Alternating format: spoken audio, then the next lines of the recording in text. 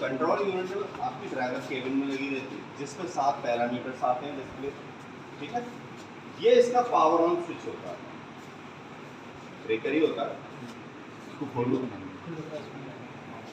यदि ये ट्रिप हो जाएगा तो ये ब्लैंक हो जाएगी डिस्प्ले, और डिस्प्ले ब्लैंक हो जाएगी और इंजन भी आपका शट डाउन हो जाएगा। 1 नंबर का क्वेश्चन भी पूछा जाता है, यदि आपका जो कंट्रोल यूनिट है एमसीवीजी गवर्नर की, उसका ब्रेकर ट्रिप हो जाता है या ऑफ हो जाता है तो इंजन पर क्या प्रभाव पड़ेगा? ये आपका, और क्या क्या चीज़ें हैं इस पर? अलर्टर अलार्म है, एक्नॉलेज पुश बटन है। ये आपका मैकेनिकल और इलेक्ट्रिकल ओएसटीए को सेट करने के लिए चाबी रहती है सेड के पास रहती है। ये क्या करते हैं, जो इलेक्ट्रिकल ओएसटीए वो 20 आरपीएम पहले सेट की जाती है और मैकेनिकल 20 आरपीएम बाद। तो जब भी आपकी ट्रिप होगी वो इलेक्ट्रिकल ओएसटीए ट्रिप होकर इंजन को शट डाउन कर देगी, मैकेनिकल ओएसटीए ट्रिप नहीं होगी, जिससे आपको रीसेट करने की आवश्यकता पड़ेगी, ठीक है ना। तो ये चाबी के द्वारा सेट की जाती है। ये आपका इलेक्ट्रिकली वो होती है, ट्रिप होती है, तो फिर कैसे करेंगे? इंजन शट डाउन हो जाता है, एक्नॉलेज करो, इंजन फिर से स्टार्ट हो जाता है, ठीक है ना, एक्नॉलेज करके। सर इसमें मैकेनिकली हमें कुछ नहीं करना है इसमें, जैसे आपने सेट वाले करते हैं। नहीं जो सर वहाँ पे जो आपने ओएसटी ट्रिप वहाँ पे करके दिखाई थी लोगों में, उसमें मैनुअली जो मैनुअली कर रहे हैं,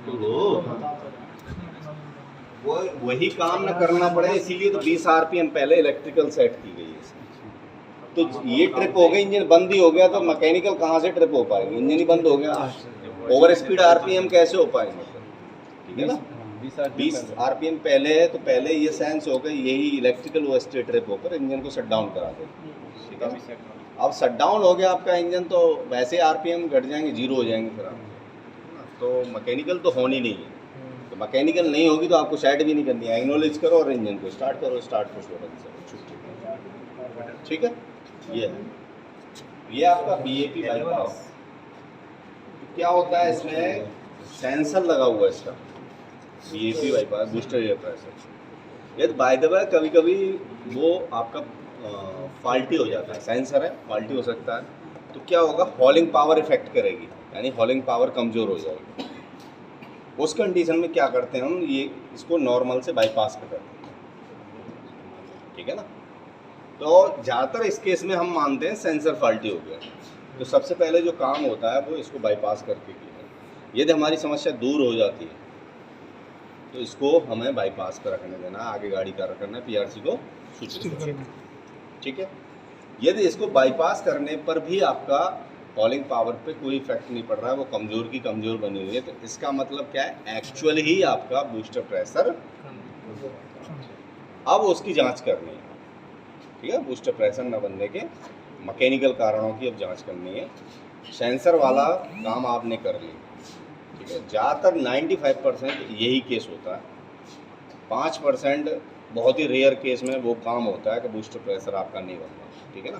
क्योंकि आजकल टीएससी बहुत ही अच्छी टीएससी लगी हुई है, एबीबी कंपनी की है या जी कंपनी की है, तो उसमें टीएससी में बहुत ही रेयर केस में समस्या आती है। ज़्यादातर जो फॉल्ट आता है वो इसके सेंसर में आता है, तो इसलिए ज़्यादातर 95% क्या मैं कह रहा हूँ 99% समस्या इसी से दूर हो जाती है, ठीक है। इसके बाद है ड्राइव पुश बटन। इसका क्या काम है, इसका काम है फ्यूल रैक को एडवांस करना। कभी भी 1 नंबर का क्वेश्चन अभी RNG 4 में भी पूछा गया था, MCVG गवर्नर में रह गए ड्राई रन स्विच का क्या कार्य है, तो आपको ये लिख देना है कि फ्यूल रैक को एडवांस करना है। एडवांस का मतलब है इसको दबा दोगे तो इंजन क्रैंक होने से पहले ही आपका फ्यूल रैक खुल जाएगा, ठीक है। तो फ्यूल रैक को ये एडवांस कर दो। अब ये है एक्चुएटर यूनिट, इसमें आपके 3 पाइपलाइन जुड़े रहते हैं, ठीक है ना। बूस्टर प्रेशर, ड्यूअल प्रेशर और फ्यूलर प्रेशर, और इन कनेक्टरों के द्वारा ये इससे जुड़ा रहा है सर। इसमें से ये ड्यूअल प्रेशर, फ्यूलर प्रेशर, बूस्टर प्रेशर, तीनों पाइप। बाकी ये जो कनेक्टर हैं आपके, ये जो कनेक्टर लगे हुए हैं, ये कनेक्टर लगे हुए हैं एक्चुएटर यूनिट और आपकी कंट्रोल यूनिट को जोड़। इनमें से कोई कनेक्टर निकल जाएगा जब भी आपका इंजन सर इसमें फिर हमें ये पॉइंट चेक करना है LCP यहाँ होता है लोड कंट्रोल पोटेंशियोमीटर। ये इसकी नॉर्मल जो पोजीशन होती है 530 होती है, 5 आवर 30 मिनट, है ना। जब आप नॉच खोलेंगे अप एंड डाउन हो सकती है ये टाइमिंग, और जैसे ही स्टेबल होगा वो 530 पर आ जाएगा। मतलब यानी 530 पर है तो लोड पोटेंशियोमीटर जो है वो आपका सही से काम कर रहा है। जो लोड रेगुलेटर है वो फिक्स है आपका काम कर रहा है। जो हॉलिंग पावर है लोगों की वो सही है। अब आप